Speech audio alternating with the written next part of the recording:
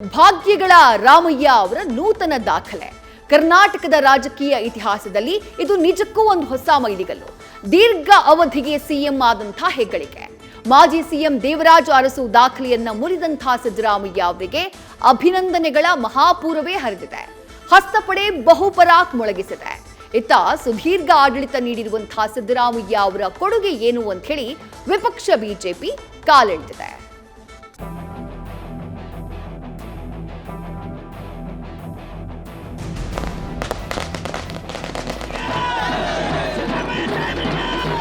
ಸಾವಿರದ 792 ದಿವಸಗಳನ್ನು ಕಳೆದಿದ್ದಾರೆ. ಮೊದಲನೇದಾಗಿ ನಾನು ಅವರಿಗೆ ಅಭಿನಂದನೆಯನ್ನು ಸಲ್ಲಿಸ್ತೇನೆ. ಹಣಕಾಸಿನ ಸಚಿವರಾಗಿ ಸುಮಾರು 14 ಬಜೆಟ್ಗಳನ್ನ ಮಾಡಿ ದಾಖಲೆಯನ್ನು ನಿರ್ಮಿಸಿದ್ದಾರೆ. ಯಡಿಯೂರಪ್ಪ ಇಲ್ಲ ಅಂದ್ರೆ ಬಿಜೆಪಿ ಇಲ್ಲ, ದೇವೇಗೌಡ ಅವ್ರ ಕುಟುಂಬ ಇಲ್ಲ ಅಂದ್ರೆ ಜೆಡಿಎಸ್ ಇಲ್ಲ, ಸಿದ್ದರಾಮಯ್ಯ ಇಲ್ಲ ಅಂದ್ರೆ ಕಾಂಗ್ರೆಸ್ ಇಲ್ಲ.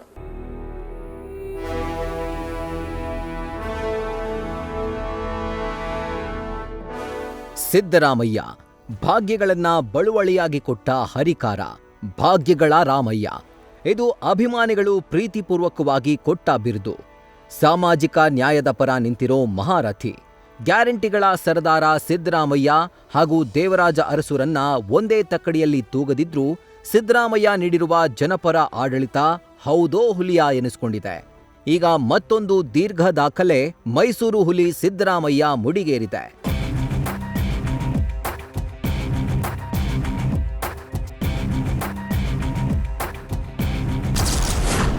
ದೇವರಾಜ ಅರಸು ದಾಖಲೆ ಮುರಿದ ಸಿಎಂ ಸಿದ್ದರಾಮಯ್ಯ. ಸಿಎಂ ಸಿದ್ದುಗೆ ಗೃಹ ಸಚಿವ ಡಾಕ್ಟರ್ ಜಿ ಪರಮೇಶ್ವರ್ ಅಭಿನಂದನೆ.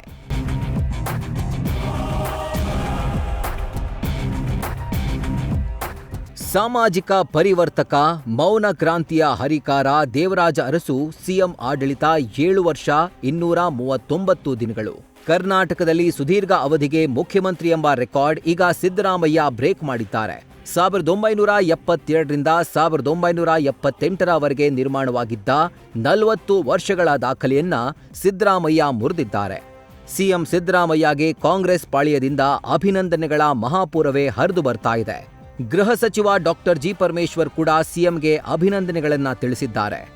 ನಮ್ಮ ಜನಪ್ರಿಯ ಮುಖ್ಯಮಂತ್ರಿಗಳಾದಂಥ ಸಿದ್ದರಾಮಯ್ಯನವರು ಮಾನ್ಯ ಶ್ರೀ ದೇವರಾಜ ಅರಸು ಅವರು ಏನು ಮುಖ್ಯಮಂತ್ರಿಯಾಗಿ 1792 ದಿವಸಗಳನ್ನು ಮಾಡಿದರು. ಅವರಿಗೆ ಈ ರೆಕಾರ್ಡ್ ಮಾಡೋದಕ್ಕೆ ಅವಕಾಶ ಮಾಡಿಕೊಟ್ರಲ್ಲ, ಕಾಂಗ್ರೆಸ್ ಪಕ್ಷ ಅವಕಾಶ ಮಾಡಿಕೊಟ್ಟಿದೆಯಲ್ಲ, ಅದಕ್ಕಾಗಿ ನಾನು ಕಾಂಗ್ರೆಸ್ ಪಕ್ಷದ ವರಿಷ್ಠರಿಗೂ ಕೂಡ ನಾನು ಅಭಿನಂದನೆಯನ್ನು ಈ ಸಂದರ್ಭದಲ್ಲಿ ಸಲ್ಲಿಸ್ತೇನೆ. ಕಾಂಗ್ರೆಸ್ ಪಕ್ಷ ಮಾತ್ರ ಇದು ಮಾಡೋದಕ್ಕೆ ಸಾಧ್ಯ.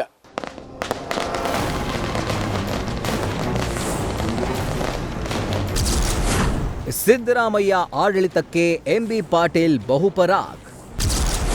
ಹೃದಯಪೂರ್ವಕ ಅಭಿನಂದನೆ ಎಂದ ಚಲುವರಾಯಸ್ವಾಮಿ. ಸಿಎಂ ಸಿದ್ದರಾಮಯ್ಯಗೆ ಸಚಿವ ಎಂಬಿ ಪಾಟೀಲ್ ಅಭಿನಂದನೆ ತಿಳಿಸಿದ್ದಾರೆ. ಅನ್ನಭಾಗ್ಯ, ಕ್ಷೀರಭಾಗ್ಯ, ಪಂಚ ಗ್ಯಾರಂಟಿ, ದಾಖಲೆ ಬಜೆಟ್ ಮಂಡನೆಯನ್ನ ಮೆಲುಕು ಹಾಕಿದ್ದು ಸಿದ್ದರಾಮಯ್ಯಗೆ 10ಕ್ಕೆ 11 ಅಂಕ ನೀಡಿದ್ದಾರೆ. ಇತ್ತ ಸಿದ್ದರಾಮಯ್ಯ ಇಲ್ಲದೇ ಇದ್ರೆ ಕಾಂಗ್ರೆಸ್ ಪಕ್ಷವೇ ಇಲ್ಲ ಅಂತ ಕ್ರಾಂತಿಗಳ ಜನಕ ಕೆಎನ್ ರಾಜಣ್ಣ ಉದ್ಘರಿಸಿದ್ದಾರೆ.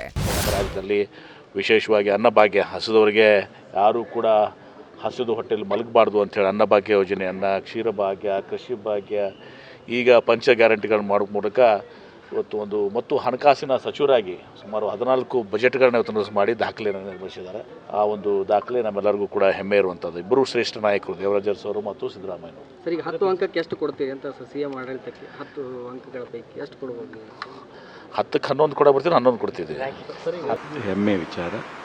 ನಾನು ಹೋಲ್ ಹಾರ್ಟೆಡ್ಲಿ ಅವರಿಗೆ ಕಂಗ್ರ್ಯಾಚುಲೇಟ್ ಜೊತೆಗೆ ಅಭಿನಂದಿಸ್ತೀನಿ. ಮತ್ತು 16 ಬಜೆಟನ್ನು ಮಂಡಿಸಿದ್ದಾರೆ, ಜೊತೆಗೆ ಜನಪರವಾದಂಥ ಕಾರ್ಯಕ್ರಮಗಳನ್ನು ಕೊಟ್ಟಿದ್ದಾರೆ. ಯಡಿಯೂರಪ್ಪ ಇಲ್ಲ ಅಂದ್ರೆ ಬಿಜೆಪಿ ಇಲ್ಲ, ದೇವೇಗೌಡ ಅವ್ರ ಕುಟುಂಬ ಇಲ್ಲ ಅಂದ್ರೆ ಜೆಡಿಎಸ್ ಇಲ್ಲ, ಸಿದ್ದರಾಮಯ್ಯ ಇಲ್ಲ ಅಂದ್ರೆ ಕಾಂಗ್ರೆಸ್ ಇಲ್ಲ.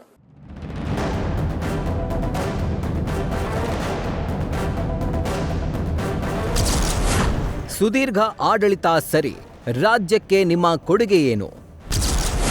ಸಿದ್ದರಾಮಯ್ಯ ಕಾಲದ ಹಗರಣ ಕೆಣಕಿ ವಿಜಯೇಂದ್ರ ಪಂಚ್.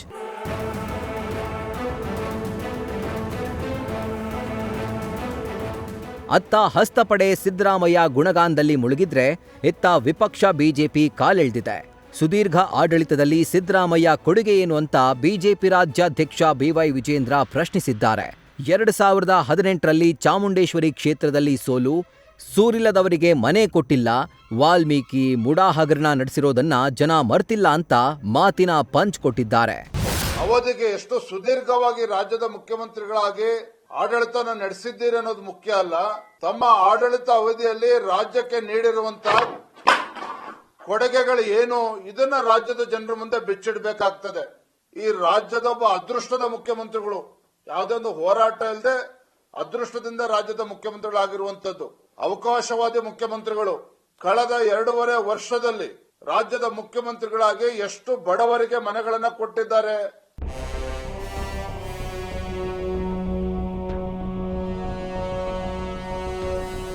ವಿಪಕ್ಷಗಳ ಟೀಕೆ ಟಿಪ್ಪಣಿ ಏನೇ ಇರಲಿ, ಸರ್ಕಾರದ ಯೋಜನೆಗಳನ್ನು ನೇರವಾಗಿ ಜನರಿಗೆ ತಲುಪಿಸುವ ಮೂಲಕ ಸಿದ್ದರಾಮಯ್ಯ ಮನೆ ಮಾತಾಗಿದ್ದಾರೆ. ಸಿದ್ದರಾಮಯ್ಯ ಸರ್ಕಾರದ ಯೋಜನೆಗಳು ಬಡವರ ಬದುಕಿಗೆ ಆಶಾಕಿರಣಗಳಾಗಿರೋದಂತೂ ಸುಳ್ಳಲ್ಲ. Harish Kakol, political bureau, news first. News first ನಿರ್ಭೀತಿಯಿಂದ ನಿಮ್ಮ ಪರವಾಗಿ.